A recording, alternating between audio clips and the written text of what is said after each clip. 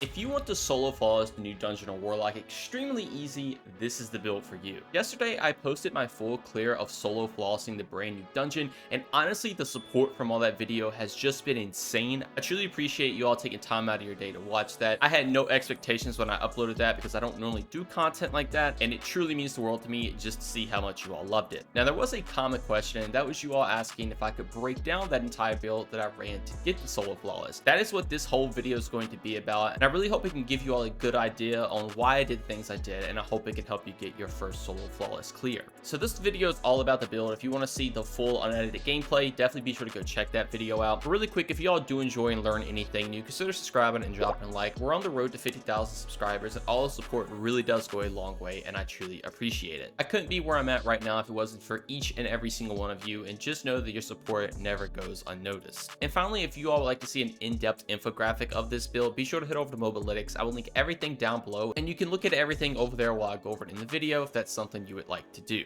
But without further ado, let's jump into what I think is one of the strongest and easiest builds you can play on Warlock this season. Alright, starting off, let's take a look at our exotic we're going to be running. That is the Karnstein armlets. This has the exotic perk Vampire's Caress. Melee and finisher final blows instantly grant cure and provide restoration for a short duration. With Season the Witch, these actually got a change. They pretty much do the same thing that they did before, but now they actually are going to play into your solar verbs. So not every single time you get a melee kill or a finisher, you will be granted a ×3 cure, which pretty much just heals you to max health every single time you get a kill. Now, while that is very good and can help you out in sticky situations, the main part of this is that when you get a melee kill, you'll grant ×1 restoration, but if you get a finisher, you will get ×2 restoration. Restoration is one of the strongest things in the game, and this exotic just makes it extremely easy to keep it up. Normally, you would have to run a healing grenade or play into heat rods with Phoenix Dive to proc restoration on your warlock, but with these, it just makes it so much simpler because again, it's just a melee kill or a finisher. Primarily, you want to try to get finishers so you can get the ×2 restoration,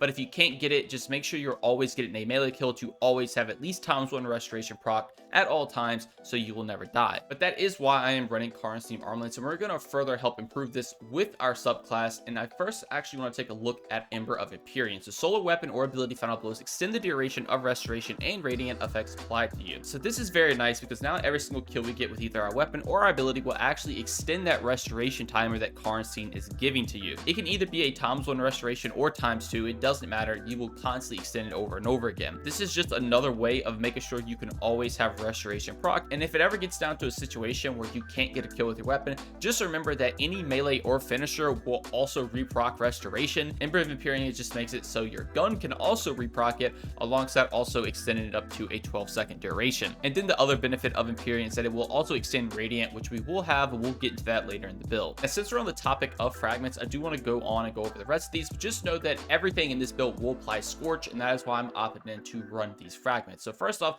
I have Ember of Singeing, so your class ability recharges faster when you scorch targets. This is nice because now you are pretty much going to have a permanent increase to your class ability cooldown rate. Again, everything will be able to scorch enemies in this build, so this just means you're now going to have the ability to use your class ability whenever you need it. Now, the class ability I would highly recommend running is Phoenix Dive. If you want to run a healing drift, you can. It just has a longer animation to put down, but with Phoenix Dive, it is just an instant dive to the ground and you get cured. So this is going to be very nice. The cure will work just like your melee. It won't be as strong as your melee, but it is just a nice thing to have in any moment where if you're getting a ton of damage taken, just hit this real quick and you'll be healed up a lot. Now, our next fragment is going to be Ember of Ashes, so you apply more scorch stacks to targets. This is nice because again, everything is going to be able to do scorch damage, so just more stacks means more ignitions, more damage. This is just a great thing to slot in. Now, if you want to swap this out for something else, you could, but there's nothing really that matters too much, so I think just having the overall extra damage and more ignitions is probably the best thing you could do for this build. Now, our final fragment is going to be Ember of Searing. So defeating scorched targets grants melee energy and creates a fire sprite. So this is going to be very nice because again, everything with our build will scorch, even our weapons. So this just means now every single kill we get, we're going to be granting melee energy. Melee energy is very good for this because obviously our exotic plays into getting melee kills. So this just means you can now have your melee up a lot more often. The other cool benefit of this is the fact that it makes a fire sprite. And when you pick fire sprites up, you're granted grenade energy. So now you have a fragment that is granting class ability energy. You have a fragment that's granting melee energy. And on top of that, this fragment also is essentially providing grenade energy as well with its fire sprites. Now for your melee, I would highly recommend Incinerator Snap if you want to take Celestial Fire, you could, but Incinerator Snap is better in my opinion because you can snap the ground and it will ignite something, which just means you will get a easy melee kill, which will obviously proc your cure times 3 in restoration. So Incinerator Snap is my go-to, but if you like Celestial Fire, you can take this. It won't hurt the build too much. And then for grenades, I do like to run a Fusion Grenade because this could just instant delete anything like Wizards on the final boss or even the Minotaurs on the second.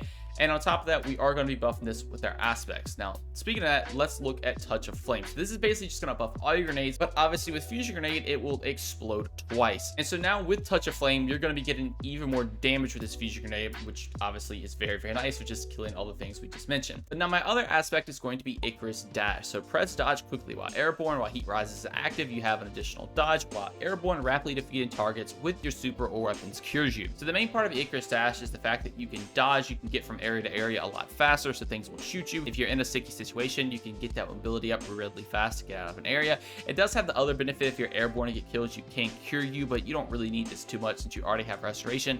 But if you're getting kills in the air, that is another little benefit. I personally think Icarus Dash is very strong for survivability. Obviously, it's really good for its mobility on its own, but if you do know how to use it correctly, you can just dodge behind walls, dodge out of areas really fast with it, and you just have a bunch of mobility to, again, just to get out of any of these situations. And then for our super, it is going to be Well of Radiance. We're going to be standing this to do a lot of damage. If you're ever in a really bad situation, you can pop this to save your life as well, but mainly you want to save this for any DPS scenario, so the ads around you won't kill you and you can just do a lot more damage. But now I think we should jump over into our artifact, because a lot of these perks will actually benefit this build with things like Kindling Trigger. So your Radiant causes solar weapons to apply Scorch to unscorched targets. This is what I was talking about. Now your weapon can apply Scorch alongside your melee and grenade, so everything that you are actively doing damage with will apply Scorch in this build. Now you have to be Radiant for Kindling Trigger to work, so you have things like Flint Striker, so rapid solar weapon precision hits, and solar weapon final blows will grant you Radiant. So now just every single time you're slaying out, you will get Radiant. And once again, Ember of Empyrean can keep this up alongside your restoration from Karnstein armlets. And then you have things like Revitalizing Blast, so when you cause damage with a solar ability, you will weaken champions and bosses for a short duration. Again, that is very, very good. We're going to be able to stem our abilities a lot, so now your melee and your Fusion Grenade can debuff bosses, which is something that you really, really want to do if you are solo flawlessing the dungeon, because you get so much more damage. Throwing a Fusion Grenade on a boss, the grenade itself does a ton of damage, and then you can also do a ton of damage with your weapons. Now, another thing is solo operative. So while you're the only member on your fire team, you do increase damage to all combatants. This will stack with everything in the build, which is very, very nice. And obviously, if you're going for solo flawless, this will be procced all the time. And then things like From Whence You Came can also be pretty good. So this will just increase the ability damage to take and score combatants. This is everything in the dungeon. So your melee, your grenade will do even more damage now. It will stack with also everything that we've kind of already went over. And then for other things that do help out but aren't like the craziest thing, are things like Unraveling Orbs, because I am going to be running strand weapons. So now when I pick up an overpower, I will just grant Unraveling Rounds, which is nice for a little bit more damage. Things like Torch is also good. So when you're Radiant, your weapons will do more damage to enemies affected by Strain and Stasis. Again, we can make them unravel, so this will just be even more damage, which can stack. And even things like Wished into Being is nice. So if you ever need your Well of Radiance, you can get the ability kill, you'll make some orbs. And then also Raise Precision, so when you're Radiant, Solar Precision Final Blows will cause an ignition, which just makes ad clear even more crazy with this build with our weapon of choice. But that's the artifact. And if we look into our weapons, obviously we're going to be running Sunshot. Sunshot is just insane this season. You can pretty much get one kill, it clears an entire room of ads, and obviously pairing that with Raise Up Precision, that means you're going to ignite everything as well. You need a solid solar weapon so you can apply Scorch to everything and play into everything with the subclass, and Sunshot just has you covered in every aspect. It is very good for just doing a bunch of single target damage low key, and it also is very, very good for ad clear. So while Sunshot is the obvious one, I did have a lot of questions on my special and my heavy weapon, and the heavy weapon I chose to run is the Carax's Distress. I think I pronounced that right, but that is because it is strand, and I am going to be running a strand fusion rifle for secondary DPS, and that can play into some of my armor mods. Now with Carax's, the reason I chose this is because it does have Envious Assassin and Surrounded. Surrounded is very good because there are so many ads that spawn when you start a DPS phase. This will be pretty much procced at all times. Surrounded is one of the highest damage spells in the game. If you do have it proc, obviously it's just difficult to proc if you're in a fire team because everything normally dies a lot faster. But if you're not, that just means you can keep the ads alive, your Well of Radiance will keep you up, and you do a ton of extra damage. And then obviously with things like Envious Assassin, you're going to be slaying out before you get into a DPS phase with Sunshot. So you're going to be able to overflow this magazine to an absurd amount and just do so much burst DPS because you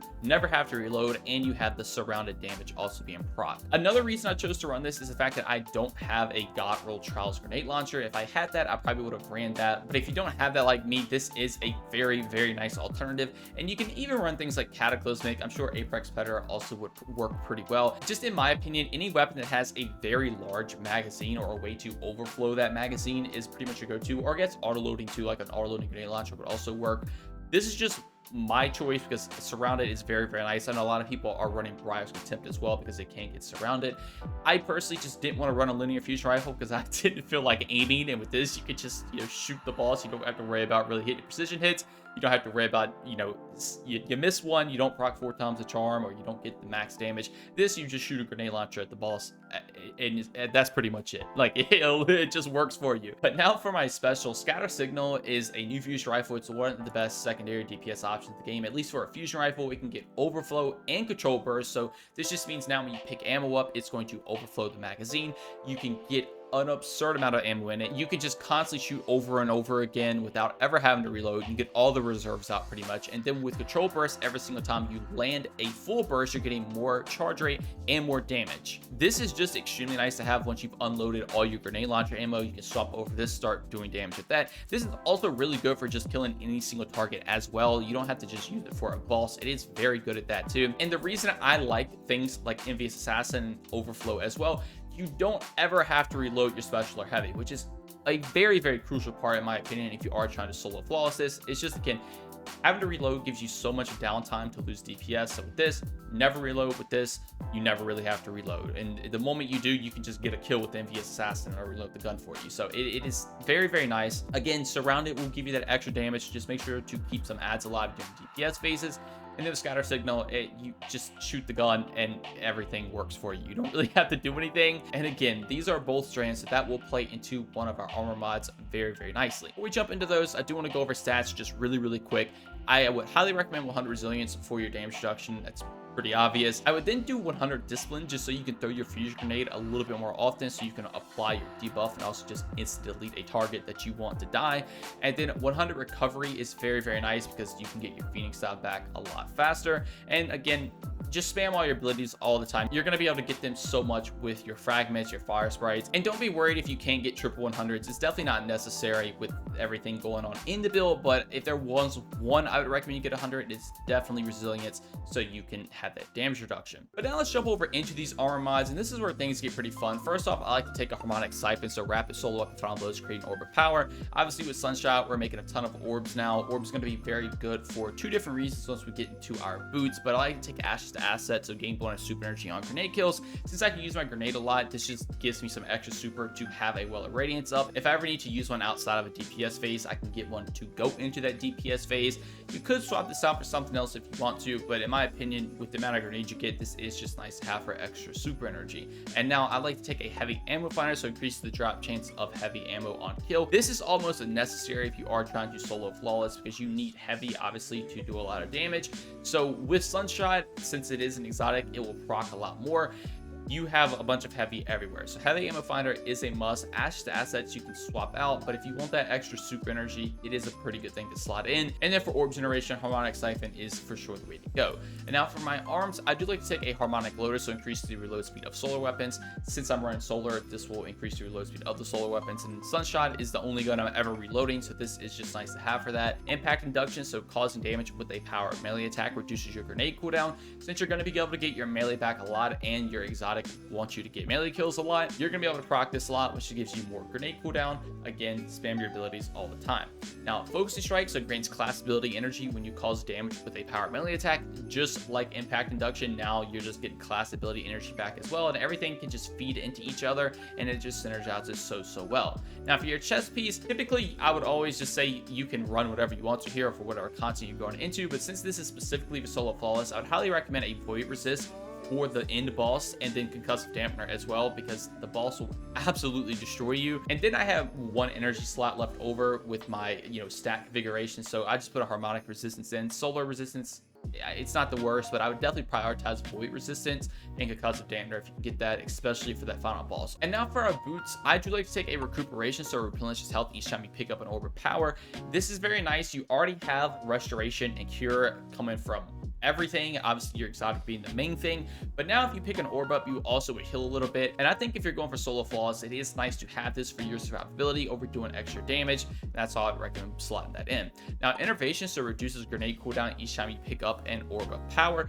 This is nice because now, just like the fire sprites, now when you pick orbs up, you're also getting grenade regeneration, so you can look out for fire sprites and orbs that you've made to further increase that grenade cooldown. And then next up is strand scavengers. So strand weapons get bonus reserves when picking up ammo used by that weapon. This just means now whenever you have a brick on the ground, you're going to be getting more ammo, and that is why I do like to run double strand weapons, because I can take pretty much double advantage of that, because I'm going to be getting more ammo for my fusion and my heavy weapon. And then finally for our bond, I do like to take a bomber, so produce a grenade cooldown when you use your class ability. Again, things just feeding into each other. You can use your Phoenix Dive a lot, so now you just get some extra fusion grenade energy. Proximity ward, so gain a powerful overshield while performing your finisher. This one is very fun because obviously now with your finisher, you're going to get restoration and you're going to cure ×3, which will heal you to full. But now while you get that finisher, you have an overshield. Once it's done, you heal to full and you get the restoration, the ×2 restoration beat at that. So whenever, if you're ever in a sticky situation, try to get a finisher and you'll be set. You're going to be unkillable. And then finally, I like to take a powerful attraction, so automatically collects nearby orbs of power when you activate your class ability. Since you can use Phoenix Dive a lot, you can collect all the orbs, which again will heal you and give you grenade energy. Again, abilities just feeding into each other, which is kind of the whole theme of this. So you can apply debuffs and just kill everything if you need to. But that is pretty much the build that I used to solo flawless dungeon. As a recap, just make sure you're getting a melee kill, make sure you're getting a finisher if you can. Always make sure you're getting kills with Sunshot. Everything will work in the background to keep your restoration up. You'll get Radiant from that. You can keep Radiant up. You have Touch of Flame to buff your fusion grenades. You can spam all your abilities all the time with all your fragments down here. You're also going to take advantage of some very strong artifact perks to scorch literally everything with your weapon. You're going to have even extra damage with things like Solo Operative. Things like Torch can be fun if you do proc Unraveling rounds. So, you know, your strand weapon can apply Unraveling when you get into a boss phase. You just do extra damage all the time. It is very nice. Like I did mention in the full gameplay video, if you do want to have a loadout ready to swap things like a strand search, you could. Obviously you can get the run done a lot faster, but if you are just trying to go for a super chill solo flawless clear so you can just stay alive, this is pretty much what you need to run. You're going to be set. It makes it very easy. You can just focus on trying to not fall off the map or focus on the mechanics that you're trying to do. And even if you don't have everything exactly like I have, again, you can swap out your power weapon for things like Cataclysmic. You can swap it out for just any auto-loading grenade launcher. Anything should be able to work. I mean, even a bipod rocket might not even be that bad, but this is just what I chose because it's surrounded. And even things like a Riptide can also be pretty good if you don't have scatter signal. Now, like I do at the end of all these videos, and I know a lot of you were asking, this was the transmog I was running in that video. If you want to make your Warlock look like this, definitely be sure to copy it down, and maybe I can see you in the wild with it. But all right, that is going to do it all for me. Let me know what you all think about this build in the comments below. Are you going to try to use this to solo flawless the dungeon? If you do give it a shot, I really hope you all enjoy it. I definitely wish you the best of luck when going into the solo flawless. It can be a little stressful. Just make sure, again, keep your restoration up, get a melee kill if you need to proc cure, and just slay out with Sunshot, and everything else should just be working for you in the background. Always throw your abilities on bosses. Make sure you're not shooting the well of radiance or an ad if you are using a grenade launcher, and you should be good to go. But anyways, that's going to do it all for me. I know you can do it. I believe in you. Thank you all so much for watching, and have a great day.